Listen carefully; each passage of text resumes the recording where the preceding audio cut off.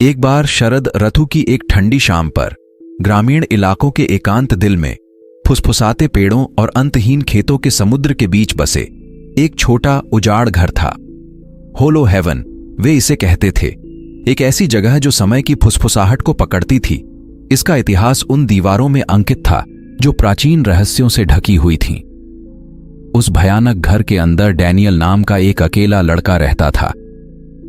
Daniel ने अपना पूरा जीवन छोटे से घर में बिताया था। उसके माता पिता रहस्यमय तरीके से गायब हो गए थे। अपने पीछे केवल गूढ़ नोट्स और एक भूतिया खालीपन छोड़ गए थे जो मकड़जाल की तरह कोनों से चिपक गया था। वह अपने एकमात्र साथी के रूप में घर की चुप्पी के साथ बड़ा हुआ था। उसका बचपन उन भयानक कहानियों से चिह्नित था जो ग्रामीणों ने हॉलो हेवन के बारे में बताई थीं, बेचैन आत्माओं और दुष्ट भूतों की कहानियां। जैसे जैसे रात करीब आ रही थी, दानियल मंद झिलमिलाती आग के पास बैठ गया। कमरा ठंडी अलौकिक चमक में डूब गया। वह अपने माता पिता द्वारा छोड़ी गई किताबों में से एक पढ़ रहा था जो अजीब प्रतीकों और संकेतों से भरा था। उनके माता पिता मनोगत के प्रति आसक्त थे, लेकिन उन्होंने कभी भी उनके गूढ़ ज्ञान में उतरने की हिम्मत नहीं की थी। लेकिन आज रात एकांत ने उसे घूर दिया और किताब ने उसे एक वर्जित फुसफुसाहट की तरह पुकारा। उन्होंने अपनी आंखों के सामने नृत्य करने वाले गूढ़ पाठ को समझते हुए पृष्ठों के माध्यम से स्किम किया। कमरा ठंडा हो गया और आग का नृत्य अधिक अनियमित हो गया। एक परेशान सनसनी उसकी रीढ़ की हड्डी तक रेंग रही थी, जैसे कि घर के छिपे हुए कक्षों में कुछ स्थानांतरित हो गया हो। अपनी बेचैनी को अनदेखा करते हुए उन्होंने अनजाने में एक प्राचीन आत्मा का आह्वान करते हुए पढ़ना जारी रखा। अचानक हवा का एक झोंका कमरे में फैल गया, जिससे आग बुझ गई। छाया दीवारों पर नृत्य करती थी और तापमान में भारी गिरावट आई थी। अंधेरे से एक धुंधला उदास विलाप गूंज उठा। लड़के का दिल दौड़ गया, क्योंकि उसने एक ऐसी भाषा में फुसफुसाहट सुनी जिसे वह समझ नहीं पा रहा था। वह अपने पैरों से लड़खड़ा गया और दीवार से पीछे हट गया। उसकी आंखें कोने में बन रही एक छायादार आकृति पर बंद हो गईं।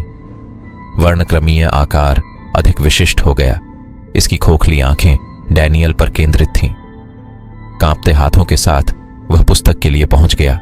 बेसब्री से उस खजाने को खत्म करने का एक तरीका खोज रहा था। शब्द उसकी आंखों के सामने धुंधले लग रहे थे, जैसे कि उसके प्रयासों का मजाक उड़ा रहे हों। घबराहट उसकी नसों में बह गई और उसने महसूस किया कि आत्मा करीब आ रही थी।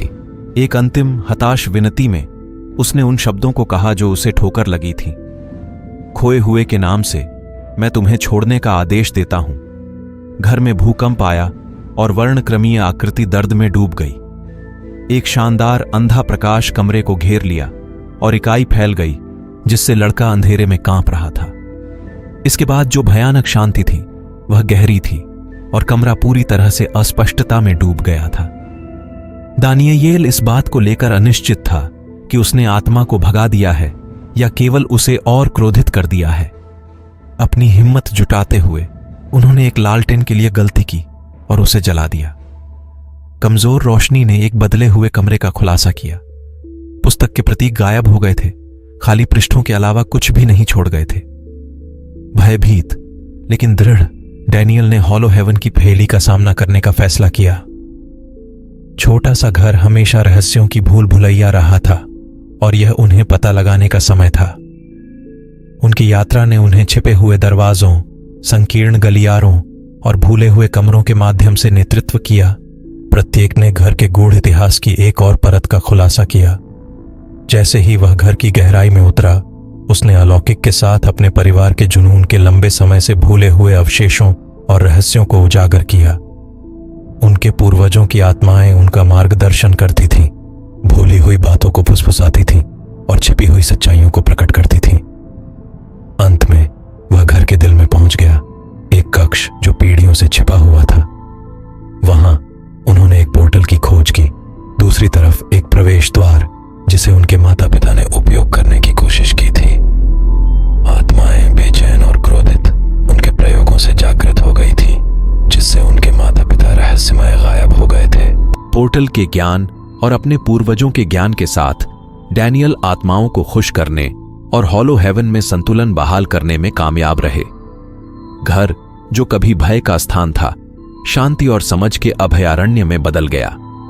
अकेला लड़का जिसने अपना जीवन अलगाव में बिताया था, अब उदार आत्माओं की कंपनी थी जो उस पर नजर रखती थी। हॉलो हेवन अब डर की जगह नहीं थी, बल्कि अतीत की गर्मी और साझा भविष्य के वादे से भरी शरण थी। हॉलो हेवन के छोटे से घर में अकेले लड़के की कहानी एक डरावनी कहानी से मोचन और कनेक्शन की कहानी में बदल गई थी, जिससे साबित होता है कि कभी कभी दुनिया के सबसे अंधेरे कोनों में भी प्रकाश की एक चमक खोजी जाने की प्रतीक्षा कर रही है।